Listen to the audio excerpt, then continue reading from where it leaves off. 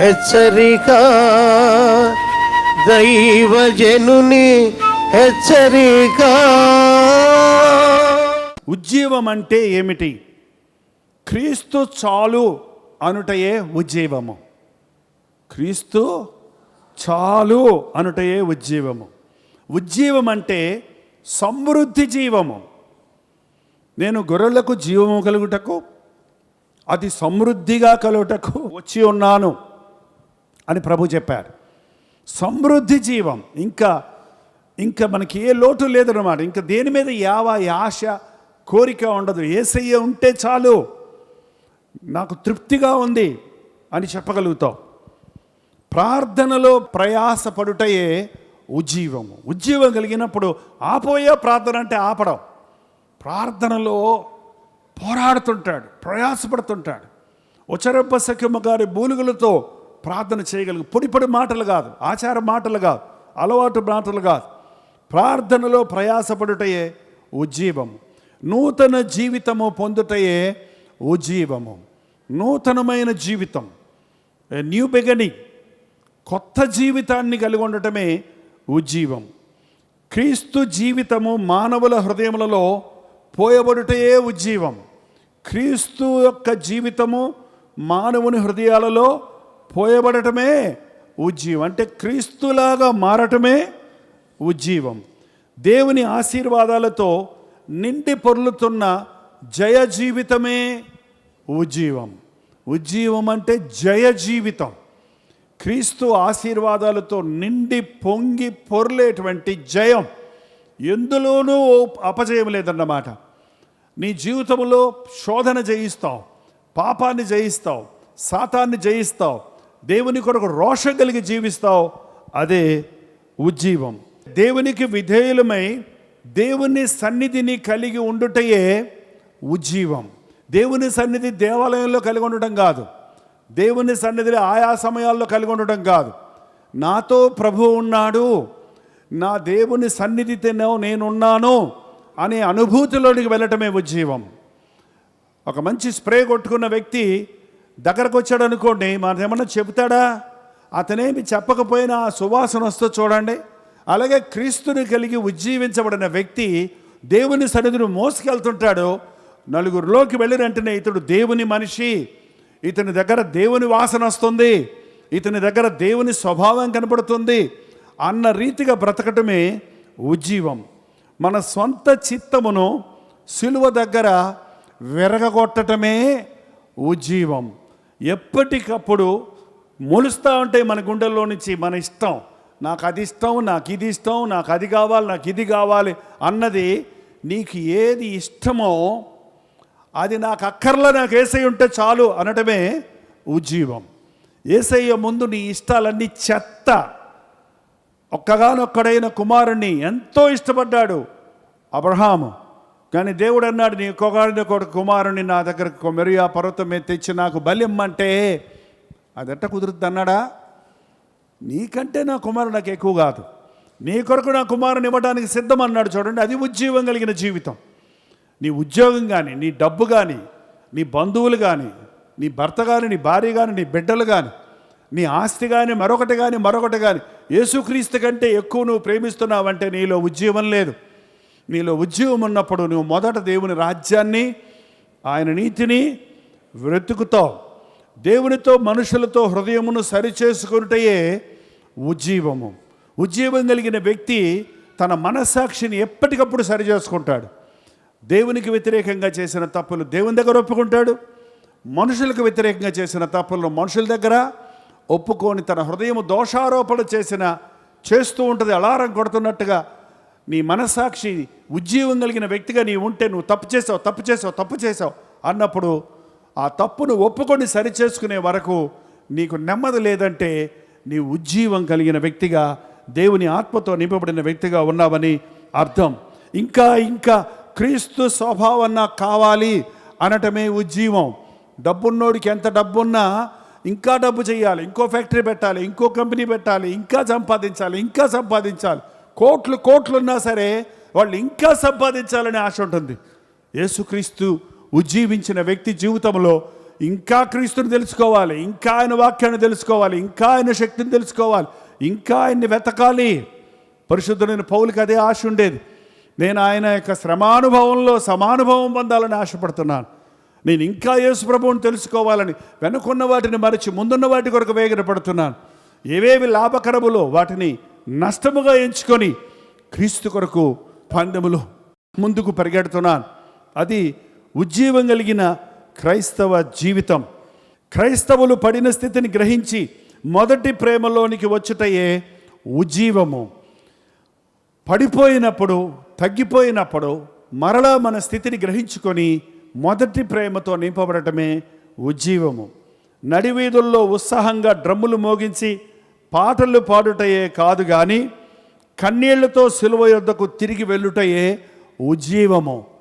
Drum కొట్టి పాటలు పాడమంటే పాడతారు కానీ మోకరించి కన్నీటితో ప్రార్థన చేయమంటే రాదంటారు కొంతమందికి. డ్రమ్ము కొట్టడం ముఖ్యం కాదు, పాటలు పాడటం ముఖ్యం కాదు, చప్పట్లు కొట్టడం ముఖ్యం కాదు. గుండెను పగలగొట్టుకొని సిలువ దగ్గర పశ్చాత్తాపడటం, కన్నీటితో మోకాళ్ళ మీద ఉండి సిలువ యొద్ద ప్రార్థించటం చేసేవాడు ప్రార్థించుకోవాలని ఆశ, ఒక ఆశ, అయ్యో ప్రార్థన చేసుకోలేదు అనే ఆతృత నీలో ఉందంటే నీకు ఉజ్జీవం ఉందని అర్థం. ఉజ్జీవం అంటే పరీక్ష, ఉజ్జీవం అంటే ఒప్పుకోలు. ఉజ్జీవం కలిగిన వ్యక్తి స్వీయ పరీక్ష చేసుకుంటాడు. దేవా నన్ను పరిశోధించు, నన్ను పరీక్షించు, నీకు ఆయాసకరమైన మార్గం నాయందుందేమో చూడు, నీ ఎదుట నేను పాపం చేసి తిని నన్ను క్షమించు అని త్వరగా నీవు చెప్పగలుగుతున్నావంటే ఉజ్జీవాన్ని నువ్వు కాపాడుకుంటున్నావని అర్థం. కన్నీళ్లతో విత్తి సంతోషముతో పంటలు కోయటమే ఉజ్జీవం. యేసుక్రీస్తు యొక్క పరిపూర్ణ ప్రేమను, దేవుని జ్ఞానాన్ని, పరిశుద్ధాత్మ సహాయమును గ్రహించుటయే ఉజ్జీవము. క్రీస్తు యొక్క ప్రేమను, దేవుని యొక్క జ్ఞానాన్ని, పరిశుద్ధాత్మ యొక్క సహాయాన్ని కోరుకోవటమే ఉజ్జీవం. సూక్ష్మంగా చెప్పాలంటే మన జీవితాల్లో మృతమైన వాటి నుండి పునరుద్ధరించబడటమే ఉజ్జీవము. ఏంటి ఉజ్జీవం అంటే? కొంచెమన్నా దిగిందా? ఒకటన్నా గుర్తుందా? ఇంకా ఇంకా క్రీస్తు కావాలనటమే ఉజ్జీవం. కన్నీళ్లతో సిలువ దగ్గరకు వెళ్ళటమే ఉజ్జీవం. సమృద్ధి జీవం కలిగి ఉండడమే ఉజ్జీవం. సొంత చిత్తాన్ని చిత్తగొట్టి నీ చిత్తమే జరుగునుగాక అనుటయే ఉజ్జీవం. స్వీయ పరీక్ష చేసుకునటమే ఉజ్జీవం. ఉందా? ఉజ్జీవం ఉందా నీ జీవితంలో? అందుకే ప్రభువా మాకు ఉజ్జీవం కావాలి, ప్రభువా నీ ప్రజలు బ్రతుకున్నట్లు మరల మమ్మను బ్రతికించవా అని తెలుగులో ఉంది, ఇంగ్లీష్లో రివైవ్ us O Lord, మమ్మల్ని ఉజ్జీవింపచేయమనున్నది. అందరు లేచి నిలబడి మరో చిన్న ప్రార్థన చేసుకుందాం. ప్రార్థన. పరిశుద్ధుడా, ప్రేమగల తండ్రి, మరొక్కసారి మమ్మల్ని చూడు నాయన. నీ ఉజ్జీవాన్ని మాకు దయచేయము తండ్రి. ఈ రోజు నుండి ఉజ్జీవ జ్వాలలు రగులుకోవాలి నాయన. ఆచార క్రైస్తవులుగా అలవాటు భక్తిలో మేము వచ్చిపోయేవారిగా ఉంటే అయ్యో మాకు అది నిష్ప్రయోజనం అవుతుంది తండ్రి. మమ్మల్ని రగులు కలుపు నాయన, మమ్మల్ని ఉజ్జీవింపజేయము తండ్రి. నీ పరిశుద్ధాత్మను మా మీద కుమ్మరించుము నాయన. మొదటి శతాబ్దపు ఉజ్జీవాన్ని మా మీదకు పంపించుము. అలనాడు మిషనరీల ద్వారా రగులుకొన్న ఉజ్జీవాన్ని మరొకసారి కడవరి దినములలో రగులు కల్పజేయము నాయన. మొదట నన్ను ఉజ్జీవింపజేయము తండ్రి, మమ్మల్ని ఉజ్జీవింపజేయము నాయన. దేవుని కొరకైన ఆశ మాకు దయచేయి. ప్రతి గుండెల్లోనూ మంట కలుగు చేయము. మేము పరిశుద్ధపరచబడే వరకు, మా చెత్తంతా కాలిపోయే వరకు, మా లోకత్వము, లోకాశలు, లోకమాటలు, లోక స్వభావాలన్నీ దహించబడి క్రీస్తు స్వభావం మాలో కనబడుటకు సహాయం చేయమని క్రీస్తు నామమున అడుగుచున్నాము తండ్రి, ఆమేన్. మన తండ్రి అయిన దేవుని యొక్క ప్రేమయు, కుమారుడైన క్రీస్తు యొక్క కృపయు, ఆదరణకర్త అయిన పరిశుద్ధాత్మ యొక్క సహవాసమును కూడి వచ్చిన మనందరికీ ఇప్పుడును సదాకాలమును తోడై ఉండును గాక. ఆమేన్, ఆమేన్, ఆమేన్.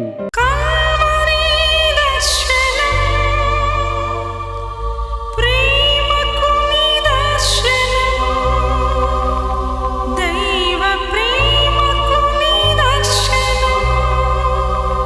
తెలుగు, తమిళ, హిందీ, మలయాళం, బెంగాలీ, ఒరియా అనే 6 భాషల్లో టెలివిజన్ ప్రోగ్రామ్స్ కొనసాగుతూనే ఉన్నాయి.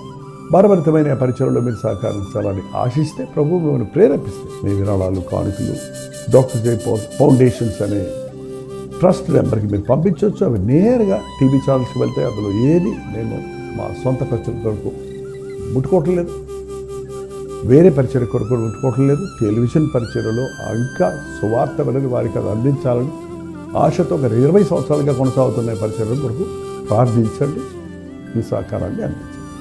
ఈ విషయంలో మీకు ఇంకా వివరాలు కావాలంటే 89393939 అనే నెంబర్కి మార్నింగ్ 10 నుంచి ఈవినింగ్ 10 లోపల మీరు ఫోన్ చేయండి, వివరాల గురించి తెలియజేస్తాను.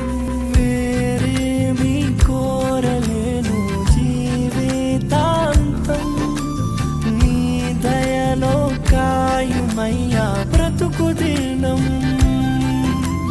వేరేమి కోరలేను, జీవితాంతం నీ దయలో కాయుమయ్యా బ్రతుకు దినం. నీలాంటి దైవం ఎవరు విశ్వమున లేనే లేరు, నీలాంటి దైవం ఎవరు విశ్వమున లేనే లేరు. పరమ తండ్రి నీకే వందనా, నీదు బిడ్డగానే సాగేదా. యేసునాథ నీకే వందనా, జీవితాంతం నీకై బ్రతికేదా. పవిత్రాత్మ నీకే వందనా.